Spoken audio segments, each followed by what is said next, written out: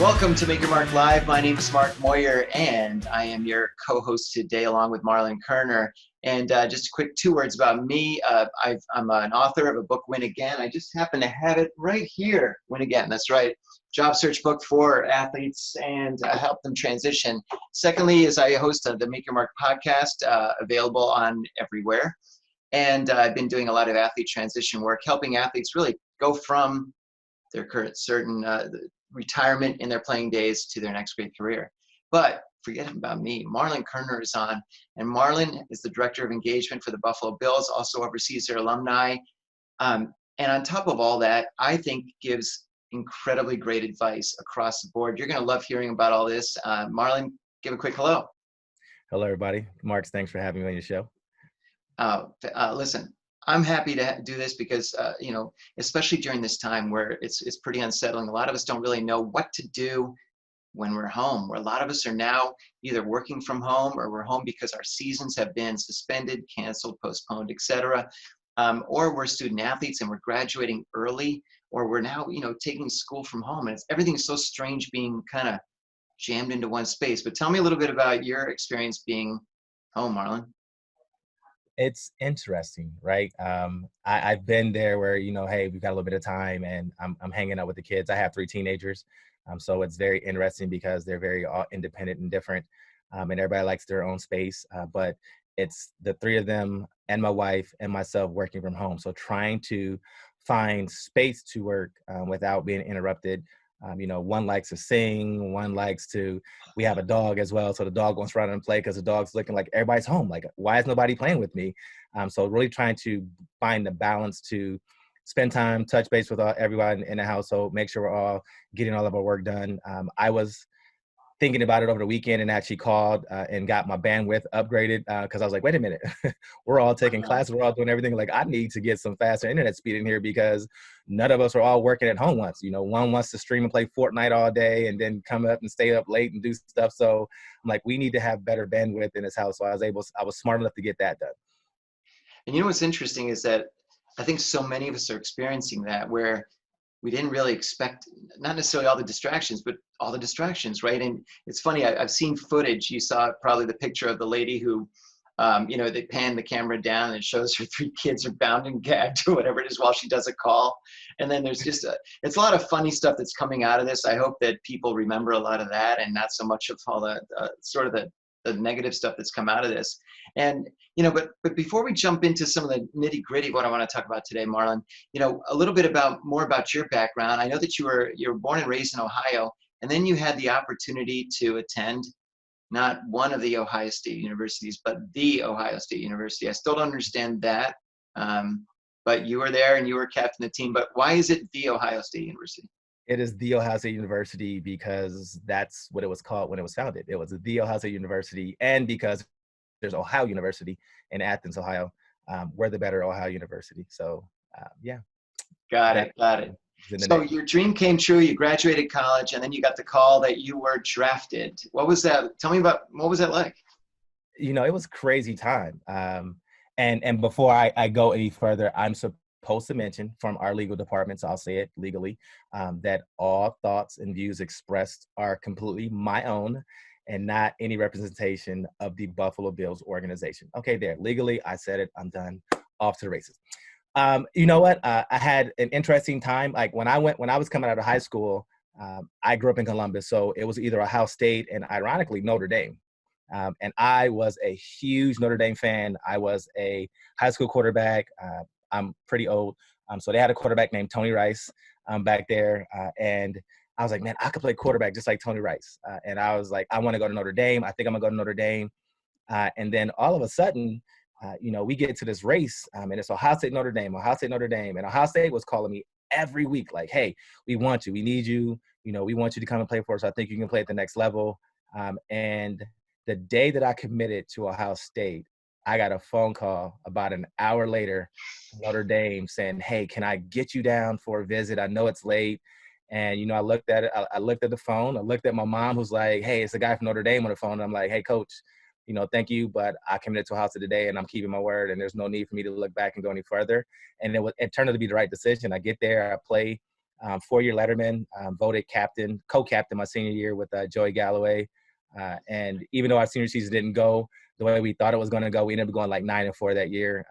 I grew a lot as a player. And then fast forward, I get drafted by the Bills. I had no idea. I had a good workout, and I remember the Bills were coming. I run, and here's the funny thing. Like, I think I'm pretty fast, right? So I get there, I run a 4.35 40.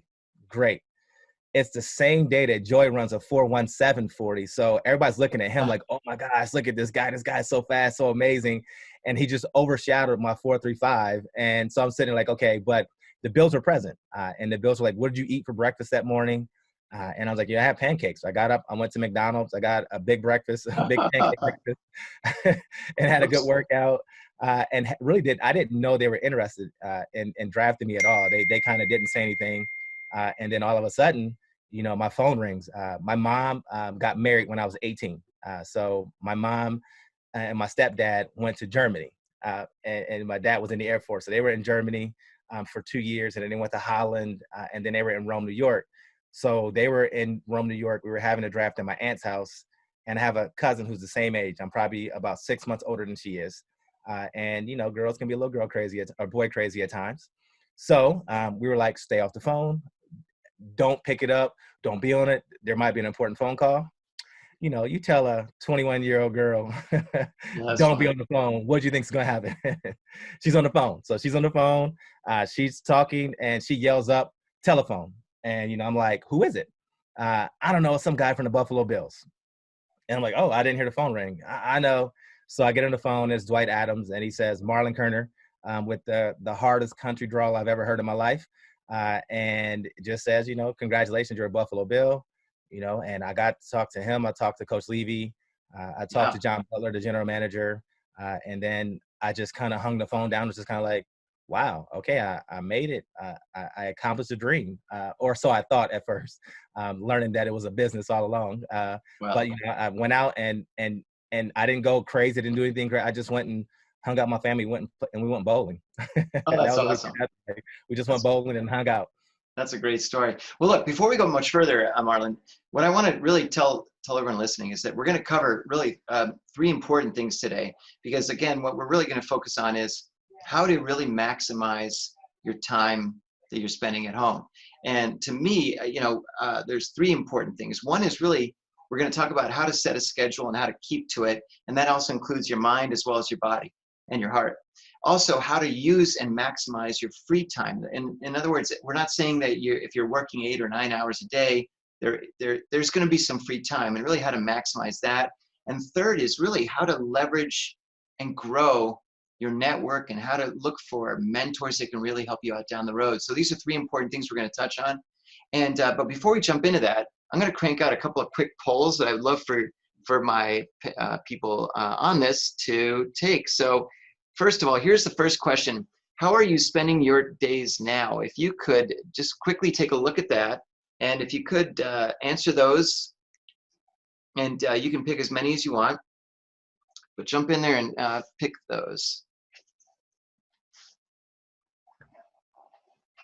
Put on my glasses so I can read the results.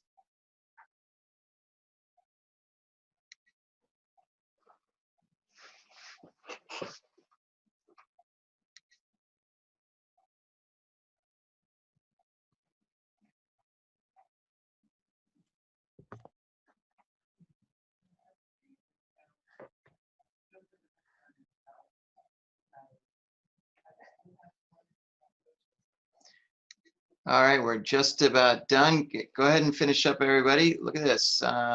This is really interesting. I like to see these results. These are really good, and I'll tell you about those shortly. Give it another 15 seconds or so. All right, here we go. Wrap it up. So, short version is that about half of you said you have a daily routine. That's good. About 2/3 of you are saying I exercise every day. Only a little less than half of you are saying that you're speaking with at least 5 people a day. About 2/3 are trying to learn something new every day, which is great. And then the same percentages were in terms of trying to connect with people and really trying to look for the positive in what's happening today. So that was really good. Next question is going to be, what would you like some advice and guidance on today? So pick those things real quick, go through those.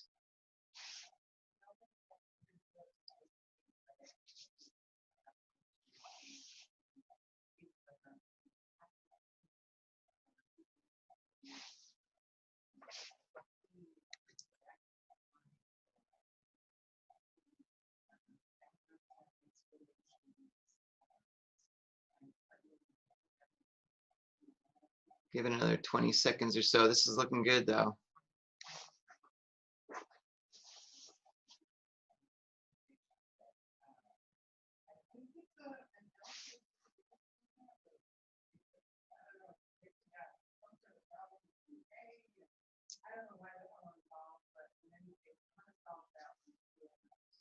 All right, we're just about done. So look, what I'll tell you is that about looking at the attendees, it looks like a big percentage of you have played, have been an athlete or are currently an athlete. You played in either a major sport or a student athlete or an Olympian, which is great. And this is really a nice representative thing. So I'm going to end the polling right now.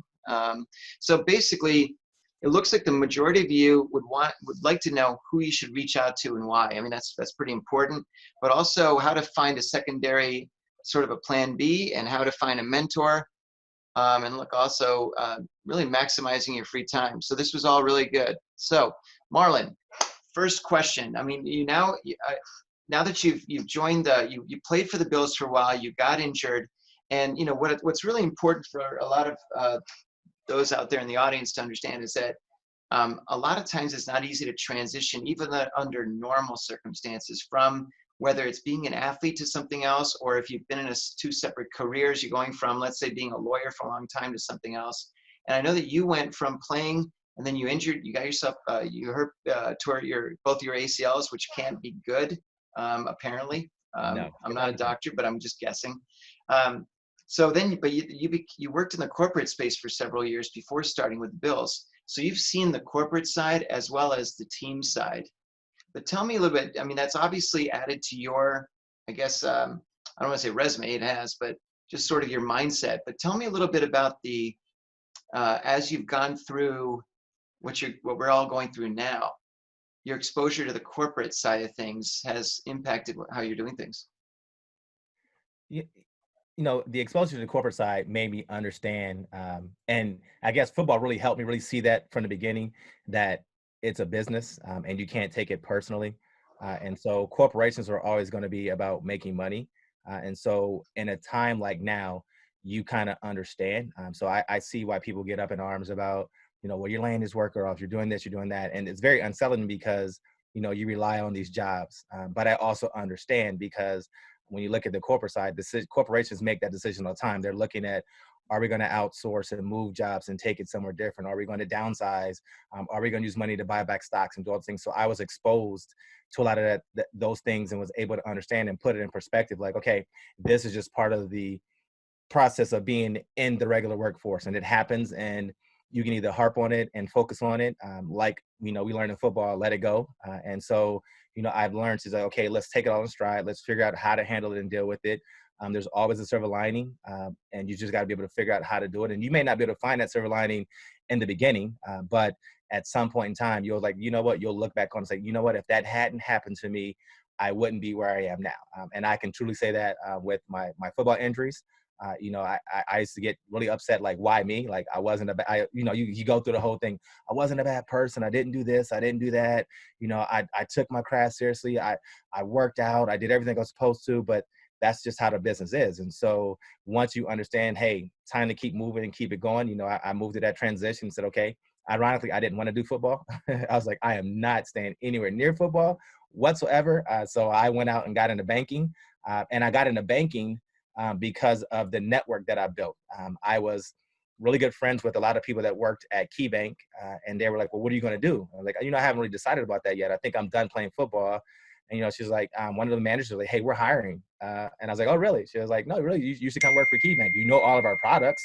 come work for us. And I went home and I thought about it, and that started my path go down the road of working at KeyBank. That's well, that's it's a perfect tee up to what I want to talk about because, you know, you mentioned the idea of developing a network, and you were developing it while you were playing, which is so essential for all athletes to do. Is really not just have, oh, I've got my fanboys and fangirls everywhere, but more importantly, whether you're playing or you've stopped playing or you're professional now and you're whatever you're doing, it's always critical to keep on growing your network and keep on meeting new people. There's I promise you, I can see the people that are on this and on our webinar right now, and so many of you should know the rest of you. It's such a great group of people on today that you know, that's one thing. In fact, I will do at the end of the webinar and going forward, I'll be happy to, if any of you want to and are willing to share your email addresses and names with the rest of the attendees, and you know, we'll start a whole networking group that goes forward from this Make Your Mark Live episode and future ones. So that's great. Now, in terms of what you do now, Marlon, with the Bills, and you've been doing for the last few years, structure is critical for an athlete every day, right? Right. I mean, wake up at a certain time, you eat a certain amount, you know, you work out at a certain time, you go here, you go there, everything is set and planned.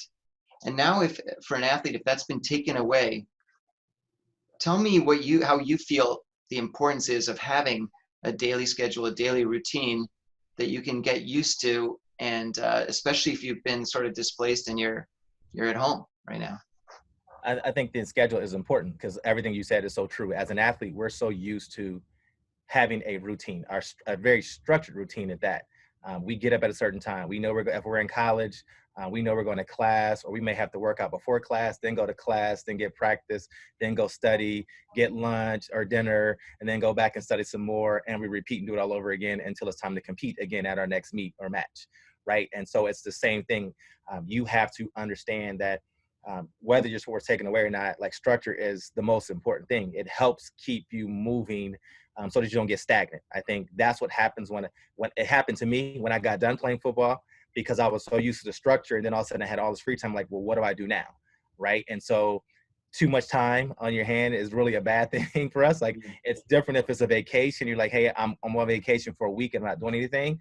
But Right. when you have too much time just all the time, it becomes a bad thing. And so you have to then purposely structure your day to get everything you want to get accomplished. And I think, you know, some of those things like working out and eating right and still working out or doing your work, whatever you're going to do if you're working from home. How do you structure that in your day and then still build family time in it, right? Because the best thing about being an athlete is, you know, everybody wants to be around you, right? Like, you're Mr. Popular, Mrs. Popular, and everybody wants to be around you. And sometimes you're the center of the universe.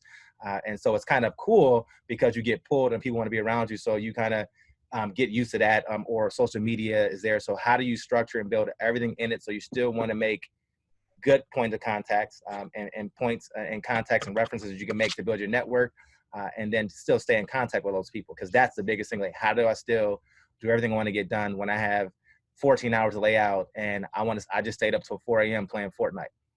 I hope you're not doing that, but Not me. I suck at Fortnite. My kids beat me all the time. They're telling me, like, "Dad, you're terrible at this." I try not to get sucked into it because I'll get sucked into it, right? But now look, you know, it's funny because we see on social media, and we all see these things. We see those, you know, a lot of athletes, especially the retired ones. Some of them are working out at 4 in the morning, and they'll show a picture of 4:17 a.m. and they're in the gym doing all this stuff. And then, you know, I always want to see the picture at like 8 a.m. when they're passed out, but that's another story. And then but I've spoken also to some people that are sort of sleeping in now because they're saying, well, I don't really need to be at work. And to me, I think it's got to be somewhere in between where you need to, it's important that it's a great time to catch up on a whole lot of things, including really taking care of your body. But I think it also means, Marlon, to, you know, still keep up with, like, you know, try to still wake up at the same time you would if you were going to work or going to work out or going to somewhere, right? And stick to a routine that keeps your sort of mind going as if you were still, like, things were still happening and still going on. And, you know, in terms of a daily routine, to me, I think, look, if you're not doing a structured, you're not working for a company where you're expected to be online, like on sort of a Zoom call or on things all day long, and you have the opportunity to schedule an hour or two here and there to do certain other things, it's really important to have that where you're scheduling things that are really going to benefit you and really sort of maybe exercise pieces of the brain that normally don't get exercised. But what are some of the things that you try to do mixed in? And I saw somebody just pop in and says that, I mean, I still got to have my alarm on. I actually still have my alarm go off every day at 5:30. Now, do I get up at 5:30? No. I'm probably more up and moving between 6:30 and 7, just to kind of keep a routine going. Because normally I'm out of the house, headed to work between 6:30 and 7. So I try to make sure I kind of time it so that, all right, look, I'm up, I'm kind of not up, like, all right, but I still try to keep the same routine because at some point in time, if you're a professional athlete, you're going to go back to doing whatever your sport is. So you're going to have to get used to that routine again, right? If you're working from home and you need to be in the office by 8 a.m., you're going to eventually be back in the office at 8 a.m. So you want to try to make sure it's not a shock to your system again, like, oh my gosh, I got to get up so early tomorrow. I've been sleeping until 9, 10 o'clock in the morning. Well, you're throwing your body into a new shock and a new system, and your body will adapt really quickly. And then all of a sudden, if you have to go back to the old system, you're going to struggle with that the first couple of weeks. So you want to make sure that you give yourself the best chance to remain on schedule. So, for me, I deviated a little bit. I kick it back an hour because I don't need to necessarily get up because I'm not leaving the house and driving 20 minutes to work. So, I can stay, I'll lay it around in the bed. I'll get up. I take the dog out. Since I've been tabbed the guy who has to take the dog out every morning, I take the dog out, and then I come back in the house and say, okay, let's get ready for my day. What does it look like? I'm trying to use my planner and write out what I need to get done for the day and write out, okay, I need to shoot an email out at this time. Hey, if I have a conference call or a Zoom call now with everybody, I got it at this time. And then, I think most important, we were talking about the article that we saw by Psychology Today, where it talked about 7 ways or 7 things you can do to make it easier to work from home. And one of them was, make sure you still take a lunch and your break. Schedule those in there, right? Because we get at home and we're in there like, I'm at home. And so we have a tendency to go grab something out of the fridge. We just snack all day, right? Well, you don't snack all day at work, right? So you're creating bad habits. So if you can try to stick to your normal routine of get up, eat breakfast, it also said get up, take a shower, get dressed for work. Like, hey, no going to work in your pajamas. Hey, just because you slept in it and it's sweatpants and a sweatshirt doesn't mean it constitutes as you would wear to work. So get dressed like you were going to work, prepare like you're going to work, create a dedicated workspace. I think that's the most important step. If you have to work from home, have a spot that you can work from home so that it feels like I'm at work. You don't have to do like the commercial they had where the lady works from home and she commutes, she gets on the train and goes everywhere. You don't have to go to that extent. But you can definitely have your own workspace. Again, decide on how long you're going to work. If it's, hey, I got to be at work at 8 and I'm going to work 8 to 4, try to keep that schedule. Try to work 8 to 4. If it's 8:30 to 4:30, do that. And then use your work to take a break from the news. We talk about, guys being on social media, and I'm guilty of scrolling too much sometimes as well. So, use work to take a break from the news, right? It can be very stressful.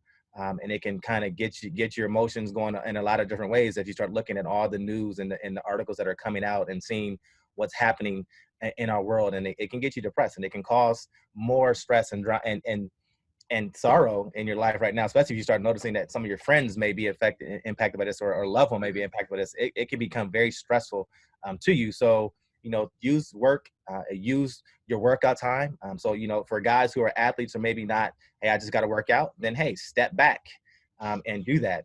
Yes, I see the article. It's a good article right there, right? And I'm guilty of this too, right? So we're at home working and all of a sudden, somebody says something, you get sidetracked and you try to come back and pick that up again and you get sidetracked again. Right. Point 6 was, hey, point 5 was do something else. Like if you can't get that one thing you need to get done, then move on to something else. Come back to it. Like, it's okay because you are at home. You have a little bit more free time and that you can come back and do something. Well, you mentioned a good point, because when you say move on to something else, that's something I want to talk about real quickly. And that's the whole idea of developing a secondary interest. I mean, now is a perfect time. I mean, some people say, oh, it's a great chance to like clean out the garage. Okay, that's great. But develop a secondary, whether it's a secondary interest, a passion, whether you decided, what, I'd love to try photography sometime, or I'd love to try to learn to play the guitar, or I want to learn to become, a real estate interested in investing in real estate or becoming, into finance or whatever it might be. But this is such a great time to carve out an hour or two that maybe you used to spend that hour or two commuting somewhere, or maybe you spent it, I don't know, just working nonstop in your office. Well, now that you're home, it's such an amazing time to, I've got my guitar in my closet. I'm going to pull it out and start playing again. There's all kinds of things that we can be doing that can really, it's interesting. And I talk about this to athletes all the time, but it really goes for anybody. When you're so focused on what you're really good at and you don't really work on anything else that you could be good at, to me, this will get a lot better if you start working other parts of your brain. If you start exercising the creative side, if you start playing guitar, or you start reading books, novels, whatever it is, or business stuff, whatever it is that exercises a different part, you're going to by nature be better at what you do. And so to me, the secondary interest is really critical, whether you're an athlete and you're struggling to figure out what to do next, or really a professional or anybody else. Now is such a great time to do that. Marlon, give me an idea of, throw out a hobby or two or something that you've got that's a secondary interest that you'd love to develop. Well, actually, I'm in school now, in grad school. So really working on, I'm getting my master's in strategic leadership. So that's something that's really keeping me busy. And I've been learning a lot about myself and where I'm going. And Good. then, I've always been interested in the financial field.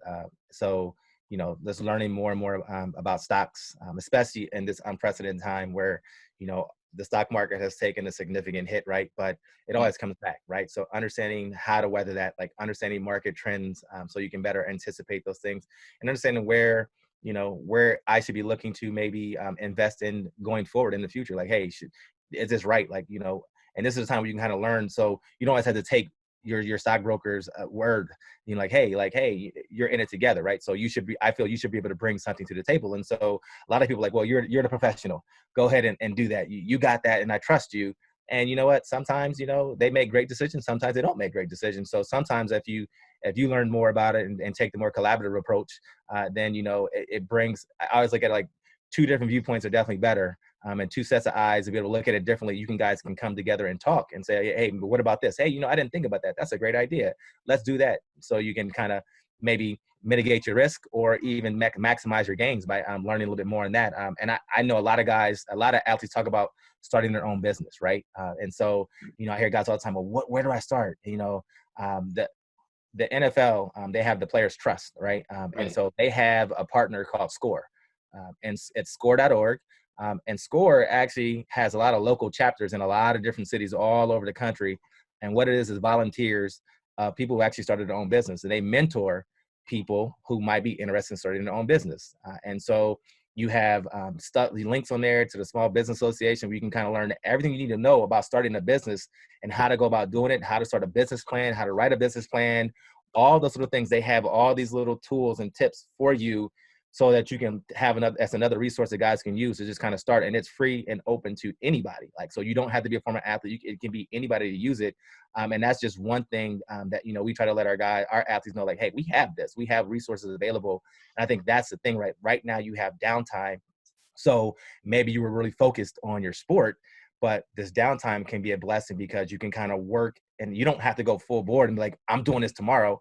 But you can just learn a little bit more about it so that when your playing career ends and you're ready to transition, you've already been doing the legwork. You're not stuck like, oh my gosh, now it's going to take me 6 months to start this business. You've been kind of working a little bit at it when you've had some downtime and like you said, an hour or two, or even, you can get up and do an hour in the morning and an hour at night and work on it. You can structure your day any way you need to kind of do something that you're passionate and wanting to learn more about. That's great you mentioned that, because I think what we'll do is maybe at the end of the webinar, when afterwards, I'll send a link out and an email out to everybody. And if it's okay with you, to maybe include some information about what the program you just talked about, I think it'd be great to share with everybody because, it is such an important resource, especially for those people that are using this time to say, well, you know what, when we emerge out of all this, I'm going to start a business, whatever that business is. I mean, maybe it's something that's directly correlated to helping everybody really resume their lives after all this, or maybe it's something completely different. Maybe it's buying a franchise. Maybe it's, starting a new, whatever it is, clothing store, whatever it might be. I think that's great. So if you don't mind, sharing that, that'd be awesome. Um, So shifting gears real quickly, we talked already about sort of the importance of having a schedule during the day. That's number one. That's really important, including the mindset that you should have. And then number two is really how to start using some of this free time that you may have developed, whether it's, again, developing a secondary interest. But to me, there's really really important third step that everybody should be doing every day as much as you can. And that is really growing your network. And I don't mean necessarily just kind of randomly connecting with people, whether it's friending people on Facebook or Twitter or whatever it is, but going onto the platform like LinkedIn, where you have the opportunity to find people and connect with them like you've never been able to before. And I've found that especially now, people are much more sort of welcoming to connect and to help. And so, if, for example, I was an athlete, but I decided I was really interested in photography, well, now I have an opportunity to reach out to professional photographers, and I can find them on LinkedIn, whether it's on sort of special LinkedIn groups that are, photographers and whatever's. There are so many different ways that you can find people in a specific niche or specific area of interest that you can start connecting with, and then you personalize that invitation by saying, hi, I see that you're a photographer. I'm developing an interest in photography. Would love to connect with you here on LinkedIn and ask for your advice. Would love to set up a call in the coming days. Regards, Marlon. Regards, Mark. Whatever it is. Cheers, Mark. And you'll be amazed at how many people actually accept those invitations and are happy to have conversations. And this is the way that you can really grow a network super fast of super high quality, high qualified, decision makers, the key influencers, the hiring managers, all kinds of people that can really take your business, your career, whatever it is, your interest to a whole new level. And to me, if you are able to, for argument's sake, on a daily basis, even if it's sending out 5 or 10 invitations, that's it.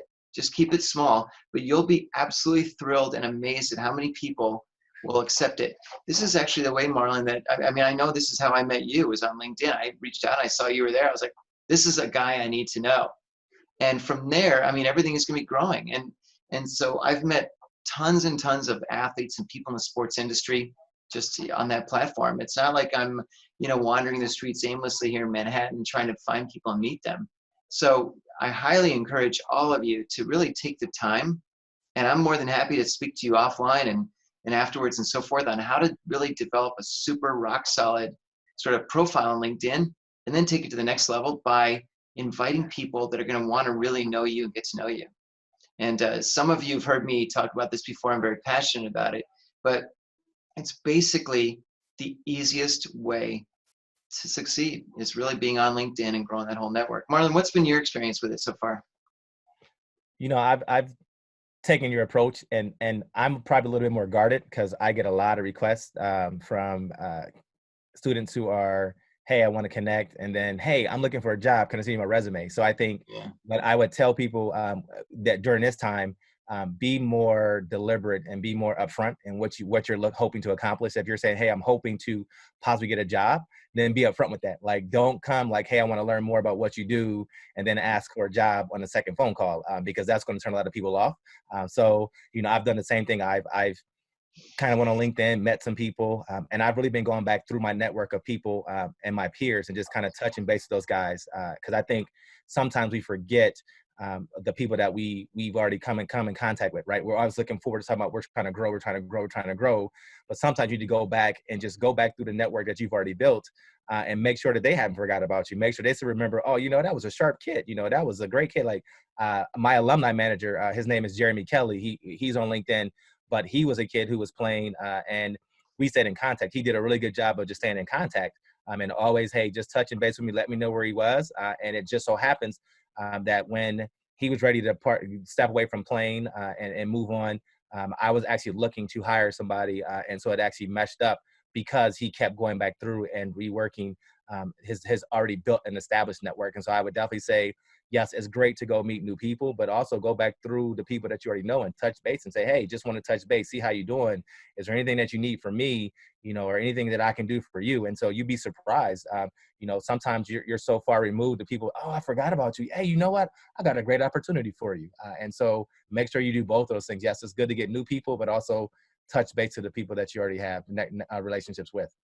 Well, that's such a great thing to say because especially when you're starting a new company or trying to grow one, people and getting to know them and picking the right people, all that sort of thing is so essential, right? And that all comes from growing your network initially. But one of the questions that someone was asking was, basically when you're trying to grow a business and so forth, how, in your opinion, Marlon, how important, I mean, look, this is maybe a silly way to put it in this way, how important are people, but, what are some of the things that maybe you look for when you're either looking to hire people or looking to add people to your team, whatever it is? What are some of the things that you look for? Yeah, I think the first thing you're really looking for is, are they going to be a good fit, right? I think, you can meet some of the brightest minds and great people, and, you have conversations, you're looking like, what, this person is just not going to be a good fit, whether it's personality or, the direction that they want to go is not what you're looking for. So, you make sure you get the right person and the right fit, because especially if you're going to be a business owner, understanding like it's going to cost you money to train and hire somebody. And if they're only passing through, you're going to have to fill that position again and hire somebody else. And so you want to try to make sure you don't have to keep trying to fill positions just because you're not hiring the right person. So starting with the right person is the key. And then, making sure that you give people the opportunity to grow, right? I think you have to learn how to trust people, especially, and I'm guilty of it at times too, right? Like, you get in a position, you're like, hey, I want it done like this. Well, there's 1,000 ways. I look back when I worked at Target. Target had 3 colors: green, yellow, and red, right? And so if it was green, you were doing great. Yellow was not up to the standards, and red, which is unacceptable, right? And so, I had to learn that, my point of view was not always the best point of view. And so if you have open and honest conversations with people and allow them to kind of take some of the responsibility on themselves. I mean, you don't have to give it all away, but allow them to go ahead and learn how to do it. There's a lot of different ways to get to green, and as long as it's right, you're not stealing from anybody, you're not cheating anybody out of anything, and it's just their version of how they got there. But as long as we got to green, we were good. And so I always tell my employees, like, hey, you know what? There's 1,000 ways to get to green, as long as you do it the right way. And we're in the people business, so as long as you take care of the customer, or in Target's case, take care of the guest, I am always going to be okay. If you can tell me, look, I did what was right for the guest, and that's what I did, then I'm 100% okay with it, and we'll deal with the follow-up if anything comes down afterwards. So, understanding that, and then really, taking this classes and learning, I've learned that, you got to be able to, again, then be able to think about others and put other people, or put other people's viewpoints as your main viewpoint, right? Like, step back and think about how it's going to impact them. Think about how your decision impacts them, because sometimes you'll come up with a different decision or an alternate decision of what you were going to go with, because you stepped back and thought, hey, if I make this decision, well, who does it impact? Does it impact just me? Well, no. Okay, well, how would it impact this person? How would it impact that person? So, always thinking about others, right? We're in the servant business, right? So we're here to serve others. So if you're going to serve others, you have to think of how it's going to impact them. And then also remember that it will impact you. So make sure you don't compromise who you are to try to take care of somebody else. That's great, Marlon. So, before we go much further, I want to make sure that everybody knows that if you have a specific question, feel free to, throw it in the chat box there, and we'll try to get to it. But one of the questions that I want to ask you specifically is, look, we've covered the 3 things. We talked about the schedule. We talked about, how to really use this free time to not just develop a secondary interest, but to grow your network. But, do you have any sort of bonus things that you could say to people? Look, here's, we're now at home. For the foreseeable, maybe a couple weeks, 3 weeks, 4, we don't know how much longer. What else would you recommend to people that they could really sort of do, even if it's just for a few minutes a day?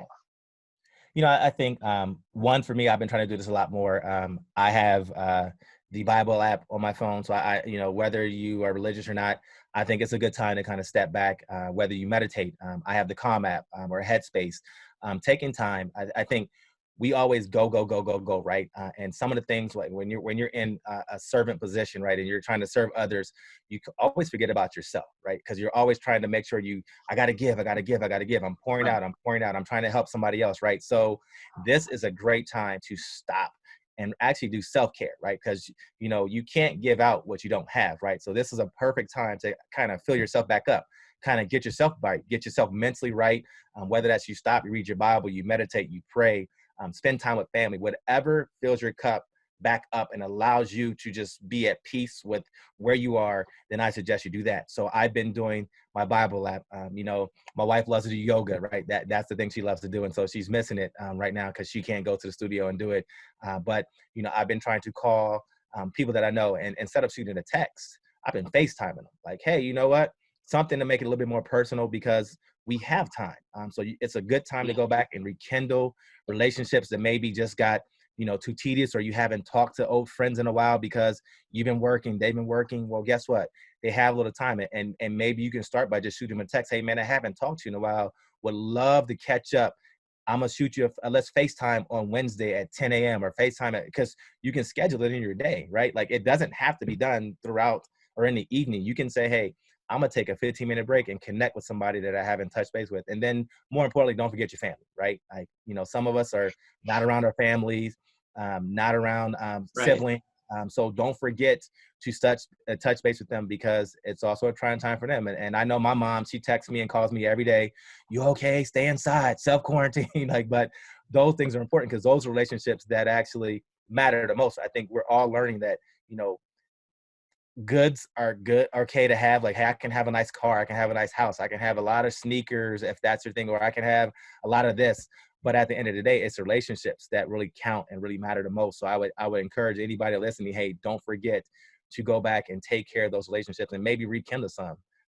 That's great. And it's interesting because I found that this is a perfect opportunity to reach out to people and just say, hey man, how are you doing? How are you, how are you feeling? Or how's your family doing? That sort of thing, where, you know what, 3 weeks ago or 2 months ago, it may not have been normal for me to reach out to a buddy of mine and say, hey, how are you feeling? Or but now it is. And you're right. I mean, it's such a perfect time to, as you said, rekindle and get, refresh, everything. To me, it's interesting. I think a lot of the big fringe benefit of a lot of this stuff is going to be almost like a reset button that we're going to hopefully look back on this, and hopefully, aside from, the challenges that some of the people that have gotten sick or have passed away, obviously that's all horrible. But for most of us, we're going to come through this pretty well.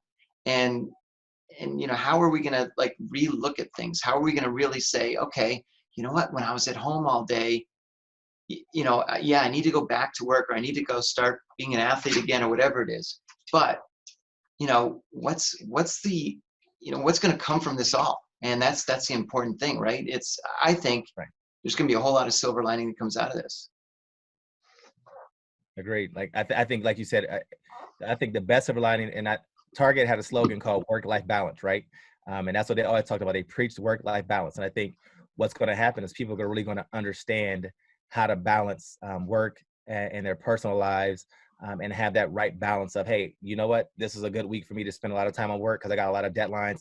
But next week, I'm going to spend a lot of time on my personal life and balance those two out so that, we don't get, I did this, and it took me a minute to realize that I was doing this was, you come in, you work, you grind, right? That's the thing. As an athlete, we grind. I'm not afraid to work. And then if you don't forget to look up, you'll miss stuff, right? Oh, And there yeah. was a point where I was missing, like my kids are getting bigger and I'm like, man, I'm working. Oh, shoot, man, they're getting big. I need to stop and step back for a minute and just have some fun and just, be there. And I think one other advice I would give is just, whatever it is, whoever you're dealing with, when you're in the moment, be in the moment, right? Don't be on your phone. Don't be looking at your Apple Watch, because we have so many ways that we can be connected and always on, right? If you're calling me and we're FaceTiming, be in the moment, talk to me. Or if you're with your spouse or your son or your daughter or a sibling, be in the moment. Like, you got time to pick up Facebook. Twitter's going to be there.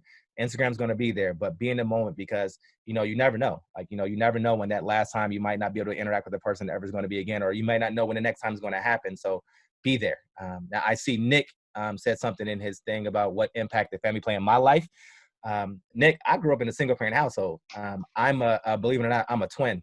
So I have a twin brother. The two of us grew up in Columbus, really in the projects, did not have a car my entire life until I bought my first car when I was playing football.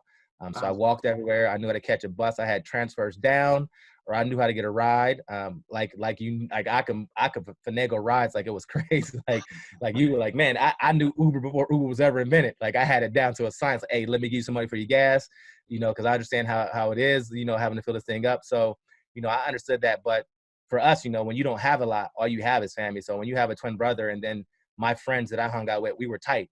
So if you don't have that close knit family, there's somebody who was that you've connected with, and like there, maybe it was a teammate, or a coach, or somebody that you can just reach back out to, because that's the thing, right? You just reach back out to people who had an impact in your life. Somebody, whether it was a teacher, or somebody, or even a professor in college, or even a coworker, reach back out to them and reconnect and just touch base, because at the end of the day, again, the connections, that's what really defines us, the people whose lives we touch. It's not about what we accumulate, and I think that's really one of the other blessings that's coming out, is people realizing, like, hey, it's not about the possessions and things that I accumulate. It's about whose lives that I touch, right? And who can I help, and how can I help other people? So, I think somebody else said, how was the transition? The transition was for me, I think it took me a long time to realize I was transitioning from football, because I didn't think about it, right? So I did what most athletes do. I went back to Columbus. I tried to get healthy. I was working out. In between there, I got married to my wife. We'll be married for 20 years Wow. here in June. So I focused on a new marriage, but I was still trying to go back and play football. So I kept working and working. And when I finally said I'm done, I'm like, okay, I'm done. I'm walking away. And I got up. My wife was pregnant, and I'm like, I'm done. I'm done playing football. That's it. I'm gonna go get a job. And so, I went and I worked, and then all of a sudden I'm like, hey, wait a minute. I never dealt with the fact that I never got to play football again. And it took a long time really for me to kind of realize that I was really done playing football. Right. So, and that was part of the reason why I got away from wanting to be in sports, was because, I'm like, I'm gonna stay in sports. Like, no, I don't know what I want to do yet. So let me get out of it. Don't let me be around football, because I was still upset that, when you get cut in sports, you're either like, I knew it was coming, I was prepared for it, or or I wasn't prepared for it. So I'm very bitter. I wasn't bitter because I figured they were going to release me. I think I was more disappointed in myself, because I had so many goals, right? We're taught as a kid, create all these goals, do all these things, right? So I had all these goals in football that said I was going to accomplish that I didn't accomplish. So I felt like I failed, right? And so this is one of the mistakes I made when I got done, is I didn't talk to my guys still, right? Like, I didn't still talk to my players. I didn't seek out counsel from other players who had gone through and say, what were some of the pitfalls you went through? What were some of the things and the feelings that you experienced, right? So I dealt with that all by myself, right? I Yeah. didn't tell my wife. My wife is a social worker.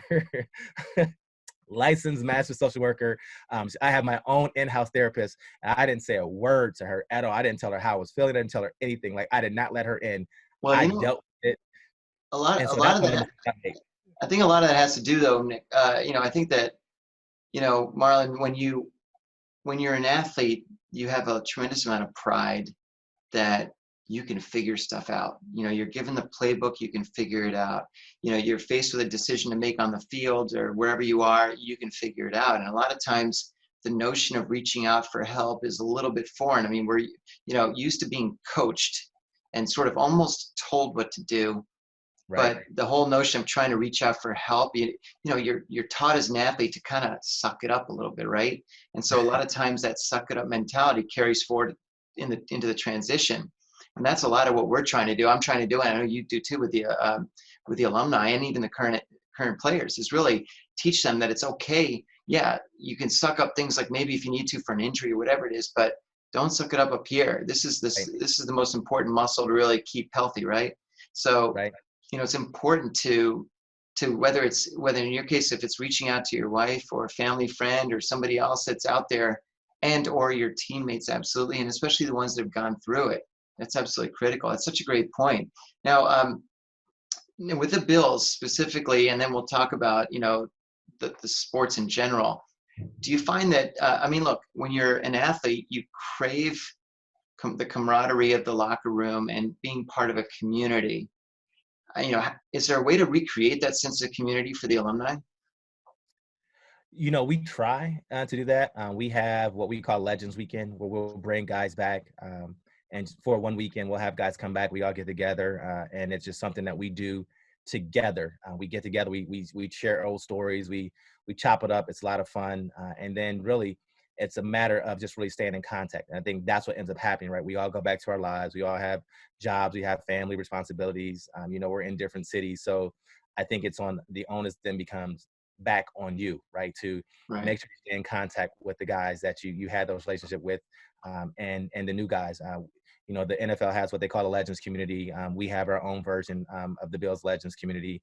So we try to just make sure we touch base with guys. We engage them. We have a Facebook group that we have that it's private. They can get into, they can talk, they can post, they can share stories, but I find that, it's such a wide range of guys. Some guys are tech savvy. Some guys aren't. Some guys are old school. They want to be called.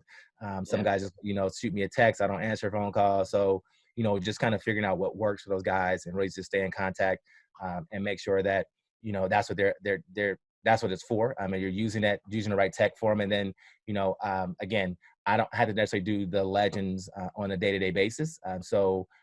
Our alumni manager, Jeremy, he does a really good job of interacting and touching base with guys and staying on top of it. And I think it's so important, right? Because one person can't do it by themselves. And I think that's one thing we have to realize is, we're in this together. I think that's the one thing we talk about what's come out of a lot of things, what we're going through.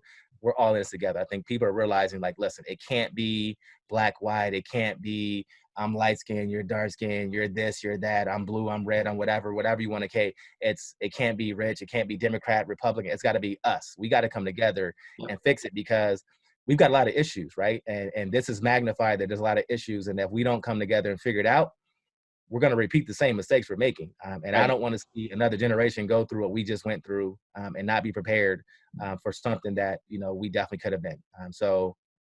I think, somebody just asked about how to prepare their kids. I think, funny story for me, growing up as a single parent kid, and I've told this to a school once. I fell in love with the game of football on my 4th birthday.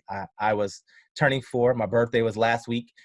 And my mom, I love her to death, made me, because I have a twin, she made my brother and I dress up, right? So we had to wear matching outfits. It's annoying when you're growing up. You have to look just like your brother, and people are like, well, which one is which? I'm like, you know who I am, but that's a different story. So she made me wear dress shoes, right? She had this cute little outfit with little slacks and dress shoes. And I'm like, no, Mom, I can't play football in dress shoes.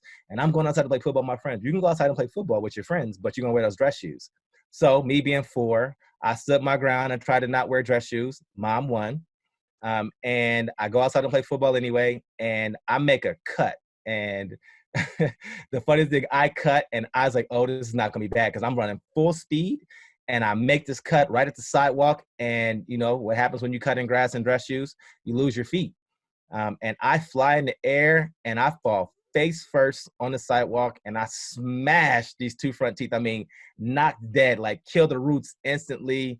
I'm crying. My mom's like, what happened to you? I fell. You made me wear these dress shoes in the middle of crying because my face was hurting and my teeth were hurting. I had to get my teeth pulled. I had no ice cream and cake. It took 3 years for my teeth to grow back in. My favorite song was All I Want for Christmas Is My 2 Front Teeth. I sung that song every day in July. I'm singing that song. I can't wait for my teeth to grow back in. But that started my love affair with football. And my mom would always say, I was like, Mom, I'm going to the NFL. Okay, great. But you got to get an education, right? And I'm like, what are you talking about? I'm going to be rich. I'm going to do this. I'm going to do that. You got to get an education first. And it took me a long time to really figure it out. Like, what does she mean, right? And so when I go and talk to kids at school, I always tell them, like, listen, football is the only sport where you have to go to college to play it.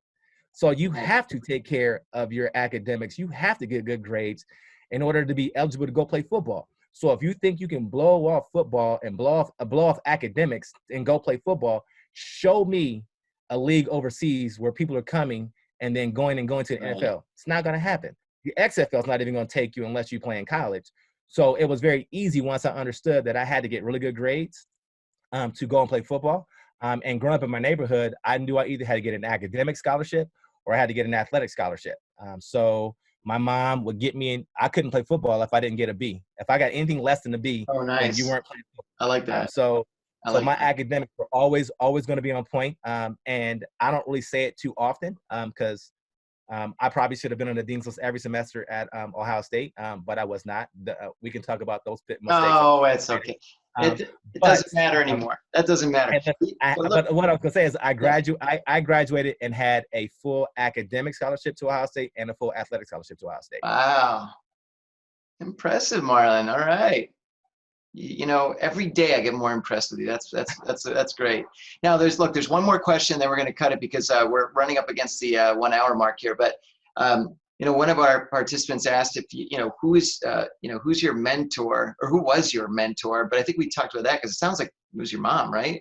Yeah, my mom was definitely the mentor, the one who kind of Yeah, got me on the right path and got me where I needed to go. But then there were so many coaches yeah. that I had. We call him Uncle Marv. His name is Marvin Whiting, and he probably was one of the most instrumental coaches that I had, just because he was that guy. He was that father figure. Like, he would take Right. us to his house and let us all hang out. We grew up with his kids and watched them grow up, and they watched us grow up. And you know, he would pick me up. You know, when I was a high school quarterback, so you know, we would get out, we get the bag of footballs out, and we would do drop backs. Okay, you're gonna go. I'm gonna stand over here. This is a spot. This is where the out's got to be. And we would drop and throw that entire bag, left side, right side, slant, hitch, all day. It's got to be natural. Nope, ball's too low. It's got to be here. Hit me in the breastplate, hit me in the face mask. And so I was able to get really accurate throwing the football because of everything that he poured into me. And there were other coaches that he had, and teachers as well. Like, I had teachers that took interest in where I was going to go and would not let me settle. And so I was very fortunate growing up in an inner city school to have a teacher that went to Yale, and understood that, you know, there was going to be some things that I was not going to be exposed to unless she exposed us to that. So I got exposed to analogies and SAT questions and Shakespeare and Dr. Faustus, and you know, I had all Romeo and I had all those plays down. And like, and Wow. she talked Nice. about all these things, so I was able to get a very well-rounded um, education because I had people that was somehow strategically placed in my life to allow me, and I was open. Like, I didn't go through, like, you know, a lot of young kids, and even I probably act this way at times, but I was always open to not bumping my head and making mistakes that other people made. So I was very open to listen, and learn That's from other. That's a big lesson right there because Marlon, you know, I think a lot of people are not necessarily conditioned to listen. And I think when you say there were people placed in your life, they weren't placed there. You allowed them to get there and to be there because lots of people close out those that are willing to help and those that are willing to mentor. And you were obviously pretty willing to have those people in place. And, you know, this is a big reason why, you know, I'm looking forward to having you involved. I loved your disclaimer earlier with the Bills, so we'll have you involved as much as you're allowed to be involved. But you know, developing this Win Again Academy, which is going to be a gigantic community of athletes and non-athletes who come together and are able to not only participate in these live events here, but also to really come together and be able to connect with each other and make it be that almost that locker room feeling again, the camaraderie again, and then really energize everyone to really want to take everything to the next level. So, you know, that's something I'm talking about, not just today, but going forward in future, you know, Make Your Mark live events. And this is all about having this type of presentation where we're hopefully teaching and educating and giving tips and ideas and strategies that are really meant to sort of make you feel a lot better about what you're going through, and whether it's a transition or whether it's affected by this virus stuff or whatever it is. And Marlon, you are clearly, you know, you have you know, so much to give that I think people would love to hear more about. So, you know, I encourage all the participants to reach out to me directly, and I'm certainly more than happy to make introductions to Marlon. You know, as time goes on, as long as you promise not to send your resume and apply for a job. He doesn't want that, right? I think.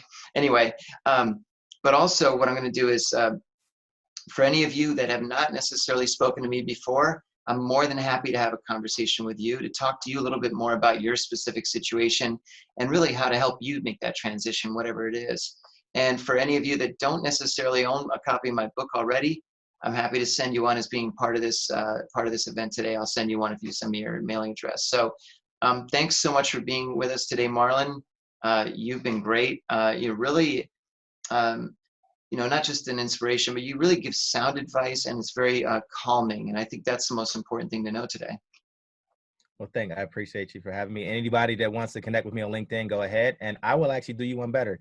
You can shoot me a text or give me a call. My phone number is 716-310-3982. Again, that phone number is 716-310-3982. So if you don't have somebody that you need to FaceTime with, you can FaceTime with me. Oh, that is awesome, Marlon. That's great. And we'll make sure to put that information in the email I send out afterwards. But thanks again for everybody participating today. And the questions were great. And you were fabulous, Marlon. And look for more upcoming Make Your Mark live episodes are going to be coming over the next few days. Lots of other great athletes and people in the sports industry sharing their knowledge and information. So thanks again, everybody. And look forward to seeing you again soon. Thanks. Appreciate it. All righty.